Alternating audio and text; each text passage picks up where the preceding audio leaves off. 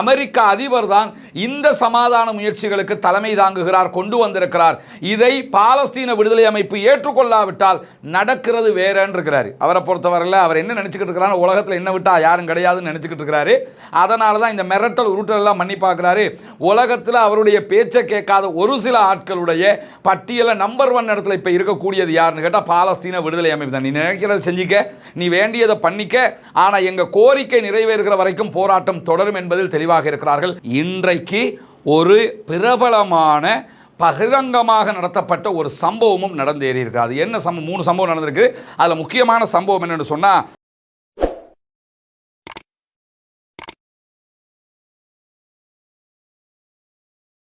அன்பிற்கினிய சகோதர சகோதரிகளே, நம் அனைவர் மீதும் ஏக இறைவனுடைய அமைதியும் கருணையும் உண்டாகட்டுமாக என்கிற உயரிய பிரார்த்தனைகளோடு பாலஸ்தீனத்தினுடைய காசா பகுதிகளில் 703வது நாளாகவும் என்னவெல்லாம் நடக்கிறது என்கிற செய்திகளைத்தான் இன்றைக்கும் நம்ம பார்க்க இருக்கிறோம். நமக்கெல்லாம் தெரியும், காசா மீதான இஸ்ரேலிய ஆக்கிரமிப்பு இராணுவத்தினுடைய தாக்குதல்கள் கட்டங்கட்டமாக உச்சம் தொட்டு வரக்கூடிய நிலையில் இன்றிரவு பெரும்பாலும் ஒரு பாரிய அழிவுகரமான தாக்குதலை இஸ்ரேல் காசாவை நோக்கி நடத்த இருக்கிறது. அன்பிற்குரிய சகோதரர்களே, தயவு செய்து காசா அப்பாவிகளுக்காக பிரார்த்தனை செய்யுங்கள். அவர்களுக்காக அல்லாஹ்விடத்திலே கையேந்துங்கள். அவர்களுக்காக அல்லாஹ்விடத்திலே அழுது மன்றாடுங்கள். குறிப்பாக தஹஜ்ஜத்துடைய நேரத்திலே சஜதாவிலே விழுந்து அந்த மக்களுக்காக கோரிக்கை வையுங்கள். ஏன்னா இன்று இரவு ஒரு பாரிய அழிவை நீங்கள் எதிர்பாருங்கள் என்று சொல்லி இஸ்ரேலுடைய பாதுகாப்பு அமைச்சர் இஸ்ரேலி கேட்ஸ் வெளியிட்டிருக்கக்கூடிய ஒரு அறிக்கை வெளியாகி இருக்கிறது சற்று நேரத்துக்கு முன்பதாக. அதற்கான காரணம் என்ன என்பதையெல்லாம் பின்னாடி நம்ம பார்க்க இருக்கிற அதே நேரம், பாலஸ்தீன அப்பாவிகள் வளமையிலேயே 100க்கும் மேற்பட்டவர்கள் ஒவ்வொரு நாளும் கொல்லப்படுகிறார்கள். 1 மணி நேரத்துக்கு ஒரு குழந்தை காசாவிலே கொல்லப்படுகிறது. இந்த 2 ஆண்டுகளுக்குள்ளாக யுத்த காலத்தில் பிறந்த அடுத்த கணம் கொல்லப்பட்ட குழந்தைகள் என்று 460 குழந்தைகள் பட்டியலிடப்பட்டிருக்கிறது. இப்படி காசாவில் தினம்தோறும் அழிவுகளுடைய உச்சம் நடைபெற்று வரக்கூடிய சூழலில் தான் இன்றைய நாள் இஸ்ரேலி காட்ஸ் என்கிற இஸ்ரேலுடைய பாதுகாப்பு அமைச்சர் வெளியிட்டிருக்கக்கூடிய அறிக்கைகளில் இரவு கண்டிப்பாக ஒரு பாரிய அழிவை காசா எதிர்நோக்கும், இதை யாரும் தடுக்க முடியாது என்கிற மமதையோடு பேசியிருக்கிறான். அல்லாஹ் மட்டுமே அந்த மக்களுக்கு பாதுகாப்பை வழங்க வேண்டும் என்கிற பிரார்த்தனையை நானும் செய்வதோடு, தயவு செய்து இந்த வீடியோவை பார்க்கக்கூடிய அத்தனை சகோதரர்களும் அந்த மக்களுக்காக பிரார்த்திக்க மறந்து விடாதீர்கள் என்கிற கோரிக்கையும் விடுத்தவனாக, காசா மீதான இஸ்ரேலிய ஆக்கிரமிப்பு இராணுவத்தினுடைய தாக்குதல்களை தடுக்கும் விதமாக நாங்கள் ஒரு முயற்சி செய்திருக்கிறோம் என்று சொல்லி வலமை போன்று இன்றைக்கும் ஒரு அறிக்கையை விடுத்திருக்கிறது அமெரிக்காவினுடைய வெள்ளை மாளிகை. குறிப்பாக அமெரிக்க அதிபர் டொனால்ட் ட்ரம்பினுடைய அனுமதியோடு ஒரு புதிய பேச்சுவார்த்தையை நடத்துவதற்கு, சமாதானத்தை கொண்டு வருவதற்கான முயற்சிகளை நாங்கள் செய்ய இருக்கிறோம் என்கிற அறிவிப்பை தான் அமெரிக்கா விடுத்திருக்கிறது. ஏற்கனவே பாலஸ்தீன விடுதலை அமைப்பு கடந்த மாதம் 18ஆம் தேதி எகிப்தும் கத்தரும் அமெரிக்காவோடு இணைந்து கொண்டு வந்த சமாதான முயற்சிகளை ஒப்புக்கொண்டிருந்தன. நாங்கள் அதற்கு தயார், 2 மாதங்கள் யுத்தத்தை நிறுத்துவோம், அதைத் தொடர்ந்து நிரந்தர யுத்த நிறுத்தத்திற்கு செல்வோம் என்று சொல்லி அறிவித்திருந்த நிலையில் இஸ்ரேலிய பிரதமர் பெஞ்சமின் நெதன்யாகு அதை ஏற்றுக்கொள்ள மறுத்திருந்தார். அதனால் தான் தற்போது மீண்டும் நாங்கள் புதியதொரு ப்ரொபோசலை கொண்டு வந்திருக்கிறோம் என்று சொல்லி இன்றைக்கு அமெரிக்காவினுடைய மத்திய கிழக்குக்கான தூதராக இருக்கக்கூடிய ஸ்டீவ் விட்காஃப் அறிவித்திருக்கக்கூடிய செய்திகள் வெளிவந்திருக்கக்கூடிய சூழலில் தான் அமெரிக்க அதிபர் தான் இந்த சமாதான முயற்சிகளுக்கு தலைமை தாங்குகிறார், கொண்டு வந்திருக்கிறார். இதை பாலஸ்தீன விடுதலை அமைப்பு ஏற்றுக்கொள்ளாவிட்டால் நடக்கிறது வேறன்னு இருக்கிறாரு. அவரை பொறுத்தவரையில் அவர் என்ன நினைச்சுக்கிட்டு இருக்கிறார், உலகத்தில் என்ன விட்டா யாரும் கிடையாதுன்னு நினைச்சுக்கிட்டு இருக்கிறாரு. அதனால தான் இந்த மிரட்டல் உருட்டல் எல்லாம் பண்ணி பார்க்கிறாரு. உலகத்தில் அவருடைய பேச்சை கேட்காத ஒரு சில ஆட்களுடைய பட்டியல நம்பர் 1 இடத்துல இப்ப இருக்கக்கூடியது யாருன்னு கேட்டா பாலஸ்தீன விடுதலை அமைப்பு தான். நீ நினைக்கிறத செஞ்சிக்க, நீ வேண்டியதை பண்ணிக்க, ஆனா எங்க கோரிக்கை நிறைவேறுகிற வரைக்கும் போராட்டம் தொடரும் என்பதில் தெளிவாக இருக்கிறார்கள். அதே போன்றுதான் ரஷ்யாவினுடைய அதிபர் விளாடிமிர் புட்டினும் இதே நிலைப்பாட்டில் மிக தெளிவாக இருக்கிறார். நீங்க என்ன சொன்னாலும் என்னுடைய போங்கில் தான் நான் போவேன் என்கிறார். அதே நேரத்தில் வடகொரியாவினுடைய அதிபர் எப்பொழுதுமே அதைத்தான் சொல்லிக் கொண்டிருக்கிறார் என்பது நமக்கு தெரியும்.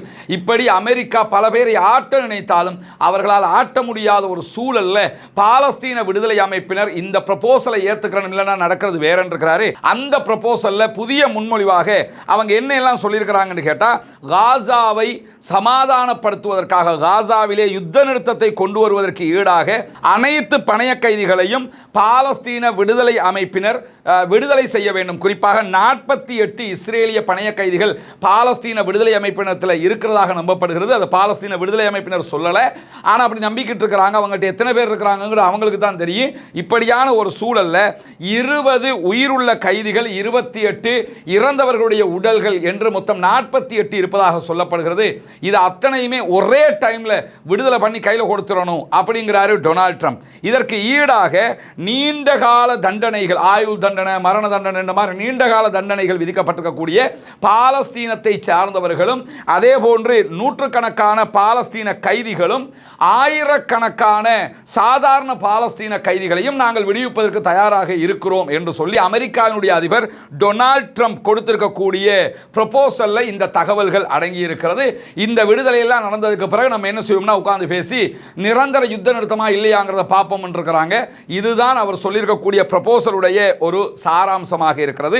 நிரந்தர யுத்த நிறுத்தம் தொடர்பான எந்த விதமான தெளிவான அறிவித்தல்களையும், நிரந்தர யுத்த நிறுத்தம் ஆரம்பிக்கும், இந்த இடத்துல ஆரம்பிக்கும், இனிமே யுத்தம் நடக்காது, இப்படியான வாசகங்கள் எல்லாம் அவர் வெளியிடவில்லை என்பதை நாம் கவனிக்க வேண்டும். இப்படியான சூழல்ல பாலஸ்தீன விடுதலை அமைப்பினர் வெளியிட்டிருக்கக்கூடிய செய்திகள் என்ன சொல்றாங்கன்னு கேட்டா, யுத்த நிறுத்த ஒப்பந்தத்தை எட்டுவதற்கான ஒரு ப்ரொபோசலை அமெரிக்கா தந்திருக்கிறது. அது எங்கள் கையில் கிடைத்திருக்கிறது. ஞாயிற்றுக்கிழமை மாலை நேரமாகும் போது எங்கள் கையில் அது கிடைத்தது. இந்த யுத்தத்தை முடிவுக்கு கொண்டு வருவதற்கான தெளிவான அறிவிப்பு வெளியிடப்பட வேண்டும். காசா பகுதியிலிருந்து இஸ்ரேலிய ஆக்கிரமிப்பு ராணுவம் மொத்தமாக வெளியேற வேண்டும். சுதந்திர பாலஸ்தீன மக்களை கொண்ட சுதந்திரமான ஒரு பாலஸ்தீன நிர்வாகம் உருவாகுவதற்கு அனைவரும் ஒப்புக்கொள்ள வேண்டும்.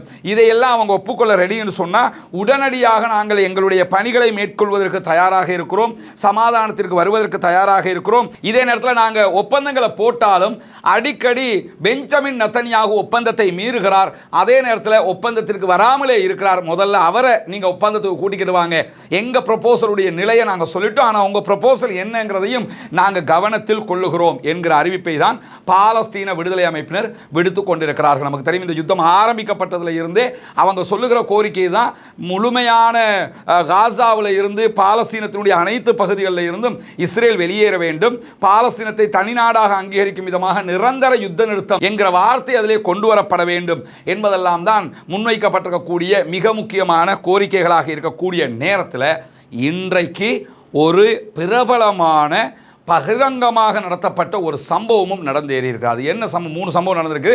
அதில் முக்கியமான சம்பவம் என்னன்னு சொன்னால், அல் மஜித் என்கிற பாதுகாப்பு வலைதளம் வெளியிட்டிருக்கக்கூடிய தகவல்களை இன்றைக்கு அல் ஜசீரா மேற்கோள் காட்டியிருக்கிறது. குறிப்பாக காசாவில் ஏற்கனவே ஒருவன் ஒரு படையை உருவாக்கி இஸ்ரேலிடமிருந்து ஆயுதங்களை, யாசர் அபு ஷபாப் என்கிறவன் இஸ்ரேலிருந்து ஆயுதங்களையும் பயிற்சிகளையும் எடுத்துக்கொண்டு காசாவுக்குள்ள பாலஸ்தீன விடுதலை அமைப்பு இஸ்ரேலோட சண்டையிட்டுக்கிட்டு இருக்கிற நேரத்தில் பாலஸ்தீன விடுதலை அமைப்பினுடைய செயல்பாடுகளுக்கு தொந்தரவு கொடுத்தது மட்டுமல்லாமல் அப்பாவிகளுக்கு வரக்கூடிய உணவு லாரிகளை எல்லாம் கடத்திக்கிட்டு போய் இஸ்ரேலை ஒப்படைக்கிற ஒரு துரோகத்தனமான வேலையை செஞ்சுக்கிட்டு இருந்தான். இவனுக்கு மரண தண்டனை விதிப்பதாக உடனடி தீர்ப்புகளையும் பாலஸ்தீனத்தினுடைய நீதிமன்றம் வழங்கியிருந்த யுத்த காலத்திலேயே நீதிமன்ற நீதிபதிகள் ஒன்று கூடி நீ சரணடைய வேண்டும், தவறுகளை ஒப்புக்கொள்ள வேண்டும், இல்லாவிட்டால் 10 நாளைக்குள்ள இதெல்லாம் நடக்கலைன்னா உனக்கு மரண தண்டனை விதிக்கப்படும் என்று அறிவிச்சிருந்தாங்க. 10 நாளைக்குள்ள அவன் சரணடையல, அவனுக்கும் அவனுடைய குழுவினருக்கும் மரண தண்டனை விதிக்கப்பட்டிருக்கக்கூடிய சூழல்ல அவனுடைய குழுவை சேர்ந்த 6 துரோகிகள் கையும் களவுமாக பாலஸ்தீன விடுதலை அமைப்பினரிடத்தில் மாட்டிக்கொண்ட நிலையில் 6 துரோகிகளும் பகிரங்கமாக பொதுமக்கள் முன்னிலையில் தூக்கிலிடப்பட்டிருக்கிறார்கள், மரண தண்டனை கொடுக்கப்பட்டிருக்கிறார்கள் என்று சொல்லி பாலஸ்தீன விடுதலை அமைப்பை சேர்ந்த ஒரு தலைவரை மேற்கோள் காட்டி அல் மஜித் பாதுகாப்பு வலைதளம் செய்தி வெளியிட்டிருக்கிறது. அந்த செய்தியில் அவங்க மேலதிகமாக என்ன சொல்லியிருக்கிறாங்கன்னா, பாலஸ்தீன விடுதலை அமைப்பினுடைய ஆயுதங்களை பொறுத்த வரையில் அந்த ஆயுதங்களை துரோகிகள் எப்படி புரிந்து கொள்ள வேண்டும் என்று சொன்னால், எங்களுடைய பின்னால் நின்று கொண்டு எங்களுக்கு எதிராக செயல்படுகிறவர்கள், அதே போன்று பொதுமக்களுடைய பின்னால் நின்று கொண்டு சூழ்ச்சிகளை செய்யக்கூடியவர்களுக்கு யாராக இருந்தாலும் எங்களுடைய ஆயுதங்கள் அவர்களிடம் மென்மை காட்டாது. நீங்க அப்பாவிகள் அழிக்க நினைச்சாலும், அதே நேரத்தில் பாலஸ்தீன விடுதலை அமைப்பினுடைய இந்த சுதந்திர போராட்டத்தை கெடுக்க நினைச்சாலும் உங்ககிட்ட நாங்கள் கருணை காட்ட மாட்டோம், தெளிவாக சொல்லியிருந்தோம், நீங்க கேட்கல, எனவேதான் உங்களுடைய ஆட்கள் தூக்கிலிடப்பட்டிருக்கிறார்கள், மரண தண்டனை விதிக்கப்பட்டிருக்குது. ஆச்சரியம் என்னன்னு கேட்டா, ஒரு யுத்த காலம், அதிலும் உலகத்தின் நம்பர் 1 ராணுவம் என்று தன்னை அழைத்துக் கொள்ளக்கூடிய, உலகத்தில் இருக்கக்கூடிய எல்லா நாசகார ஆயுதத்தையும் பயன்படுத்தக்கூடிய ஒரு ராணுவத்தோட பாலஸ்தீன விடுதலை ராணுவம் தற்போது சண்டையிட்டுக் கொண்டிருக்கிறது.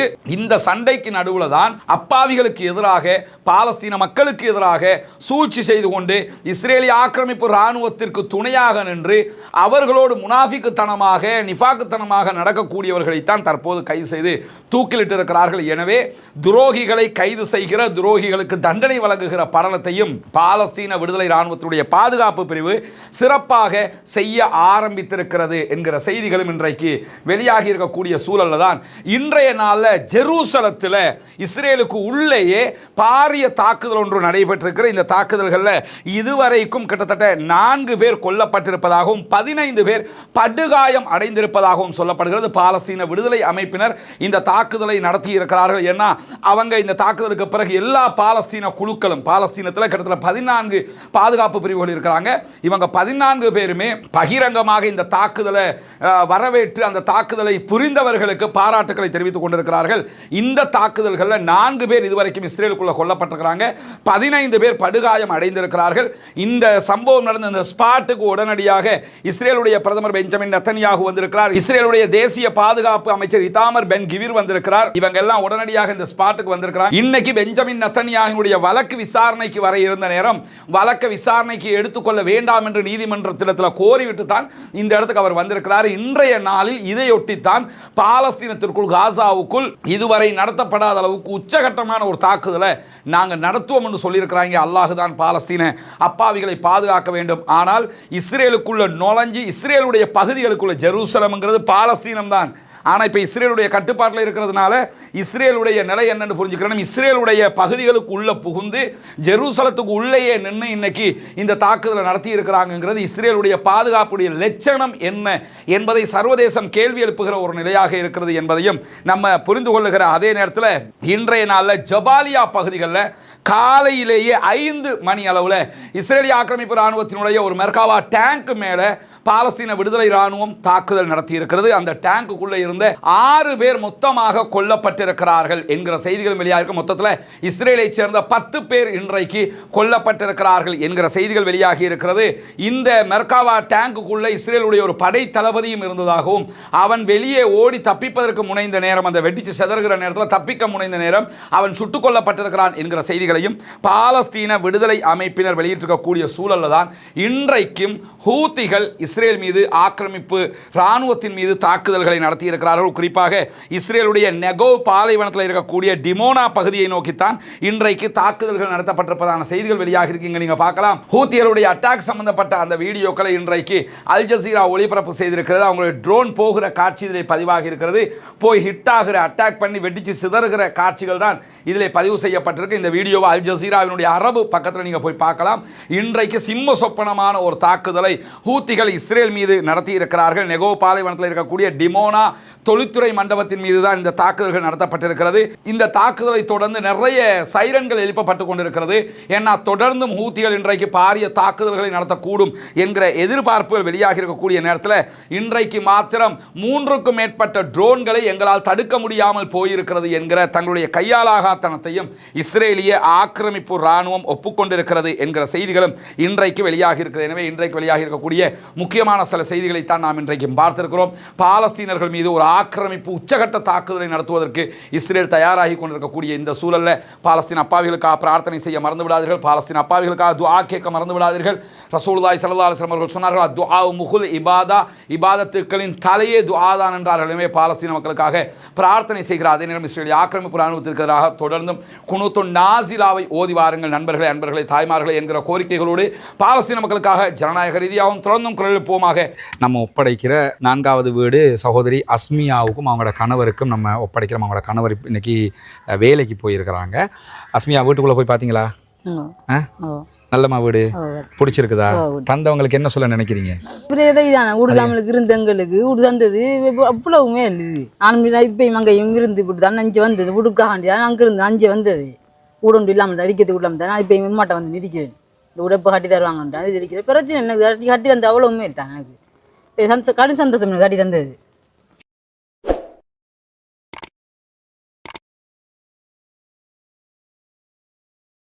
அன்பிற்கினிய சகோதர சகோதரிகளே, அஸ்ஸலாமு அலைக்கும் வரஹ்மத்துல்லாஹி வபரகாத்துஹு. உங்களுக்கு எல்லாம் தெரியும், பொத்துவில் பகுதிகளில் நம்ம ஒரு 14 வீடுகளை அமைக்கிற பணியை மேற்கொண்டு வர்றோம். அந்த அடிப்படையில் அதில் ஒரு 5 வீடுகளை கட்டி முடிச்சிட்டோம். காசா தொடர்பான நம்முடைய தொடர் வீடியோக்களை பார்க்கக்கூடிய சகோதரர் 640 நாட்களுக்கு மேலாக பார்க்கக்கூடிய சகோதரர்கள், உங்கள்கிட்ட தான் நம்ம இந்த உதவிகளை கேட்குறோம்.